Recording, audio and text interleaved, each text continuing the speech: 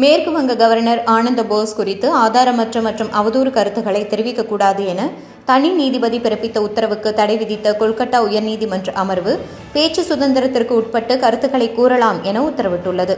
மேற்கு வங்க முதல்வர் மம்தா பானர்ஜி, திரிணாமுல் காங்கிரஸ் எம்எல்ஏக்கள் சைந்திகா பானர்ஜி, ராயத் ஹுசைன் சர்க்கார் மற்றும் அக்கட்சி நிர்வாகி குணால் கோஷ் ஆகியோர் தன் மீது அவதூறு பரப்புவதாக அம்மாநில கவர்னர் ஆனந்த போஸ் கொல்கத்தா உயர்நீதிமன்றத்தில் மனு தாக்கல் செய்தார்.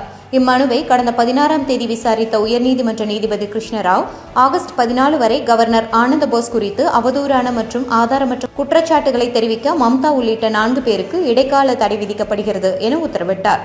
இந்த உத்தரவிற்கு தடை விதிக்க கோரி மம்தா பானர்ஜி மற்றும் குணால் கோஷ் ஆகியோர் கொல்கத்தா உயர்நீதிமன்ற டிவிஷன் பெஞ்சில் மேல்முறையீடு செய்தனர்.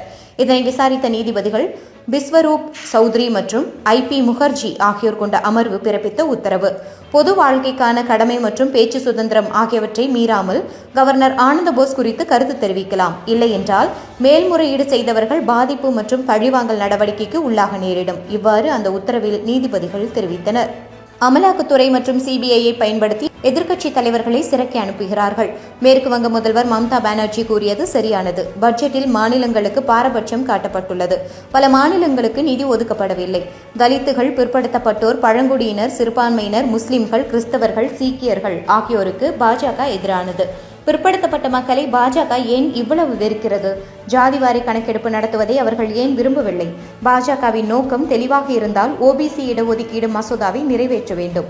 நாட்டின் பிற்படுத்தப்பட்ட மக்களின் நலன் கருதி இந்த மசோதாவை ஒரு முறை அல்ல 1000 முறை வேண்டுமானாலும் ஆதரிப்போம். மக்கள் தொகை அடிப்படையில் ஓபிசி இடஒதுக்கீடு வழங்க வேண்டும். இந்த மசோதாவை எதிர்த்ததன் மூலம் பாஜகவின் உண்மையான முகம் நாடு முழுவதும் அம்பலப்படுத்தப்பட்டு உள்ளது. இவ்வாறு அவர் கூறினார். மற்ற மாநிலங்களுடன் ஒப்பிடும்போது தமிழகத்திற்கு ரயில்வேக்கு அதிக நிதி ஒதுக்கப்பட்டுள்ளது. பிறகு ஏன் அவர்கள் போராட்டம் நடத்துகிறார்கள் என மத்திய அமைச்சர் ஜிதேந்திர சிங் கேள்வி எழுப்பியுள்ளார்.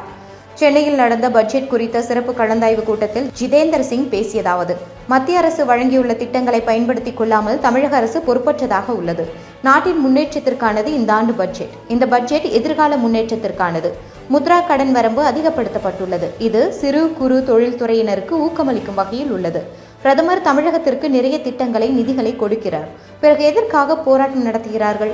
பட்ஜெட்டில் பெண்களுக்கு முக்கியத்துவம் அளிக்கப்பட்டுள்ளது. அடுத்த 10 ஆண்டுகளில் இந்திய விண்வெளி பொருளாதாரம் 5 மடங்கு வளர்ச்சியடையும். மற்ற மாநிலங்களுடன் ஒப்பிடும்போது தமிழகத்திற்கு ரயில்வேக்கு அதிக நிதி பட்ஜெட்டில் ஒதுக்கப்பட்டுள்ளது. பிறகு ஏன் அவர்கள் போராட்டம் நடத்துகிறார்கள்? நாட்டிலேயே அதிகபட்சமாக தமிழகத்தில் 6 வந்தே பாரத் ரயில்கள் இயக்கப்படுகின்றன. பிறகு ஏன் அவர்கள் போராட்டம் நடத்துகிறார்கள்? பிரதமர் நரேந்திர மோடி தமிழகத்தை மிகவும் நேசிக்கிறார். பிரதமர் தமிழ் மக்களையும் தமிழ் கலாச்சாரத்தையும் நேசிக்கிறார். அவருக்கு தமிழகம் என்றால் மிகவும் பிடிக்கும். அவர் இதயத்தில் தமிழகத்துக்கு தனி இடம் உண்டு. இவ்வாறு அவர் பேசினார். நிதி ஆயோக் கூட்டத்தில் முதல்வர் மம்தா பானர்ஜியின் உரையை நாங்கள் கேட்டோம். ஒவ்வொரு முதல்வருக்கும் நேரம் ஒதுக்கப்பட்டது. அது திரையில் ஒளிபரப்பு செய்யப்பட்டது. மைக் அணைக்கப்பட்டதாக மம்தா பானர்ஜி கூறுவது முற்றிலும் தவறு.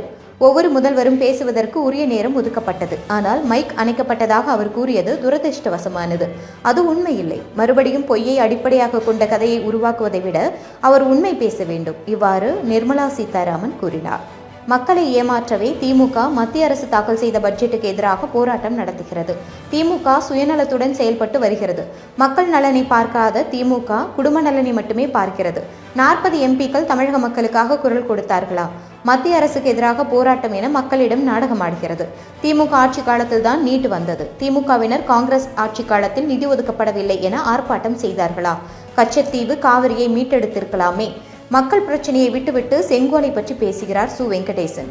எய்ம்ஸ் மற்றும் மெட்ரோ திட்டத்தை பற்றி பேசவில்லை. மக்களை ஏமாற்றுவதற்காக திமுக நடத்தும் நாடகம். மத்திய பட்ஜெட்டில் தமிழகத்திற்கு ஒன்றும் செய்யவில்லை.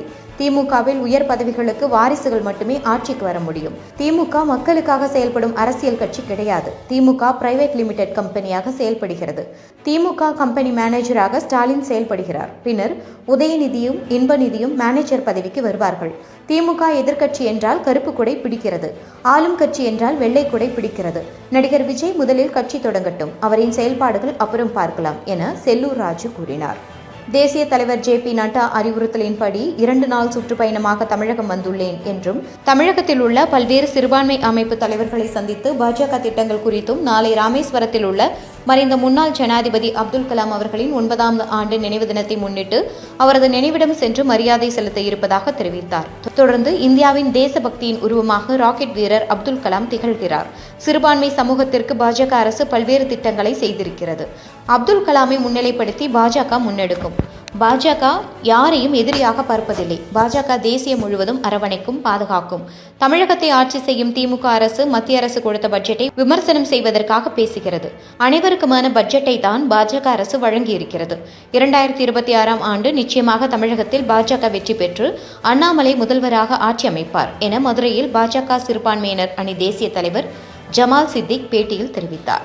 பாரிஸ் ஒலிம்பிக்கில் துப்பாக்கி சுடுதலில் 10 மீட்டர் ஏர் பிஸ்டல் பிரிவில் இந்திய வீராங்கனை மனு பாக்கர் இறுதிச் சுற்றுக்கு தகுதி பெற்றுள்ளார். 44 பேர் பங்கேற்ற தகுதிச் சுற்று போட்டியில் 580 புள்ளிகளுடன் 3வது இடம் பிடித்து இறுதிச் சுற்றுக்கு முன்னேறினார். ஜூலை 28 மாலை இறுதிச் சுற்று நடக்கிறது. இதுபோன்ற செய்திகளை மேலும் தெரிந்து கொள்ள எங்களது யூடியூப், ஃபேஸ்புக் மற்றும் ட்விட்டர் ஆப்களை சப்ஸ்கிரைப் செய்யவும்.